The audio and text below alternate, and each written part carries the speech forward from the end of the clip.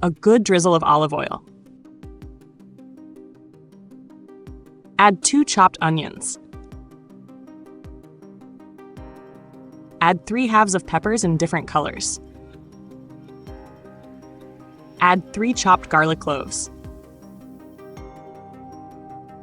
Cook on low heat for 10 minutes. Add 400 grams of chopped tomatoes. Add salt to taste. Add black pepper to taste. Add chili flakes. Cook on low heat for 10 minutes. Add spring onions. Add fresh mussels. Add fresh coriander.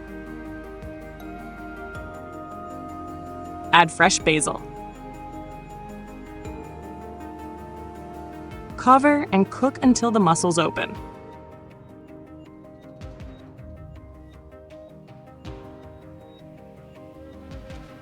Add lemon juice.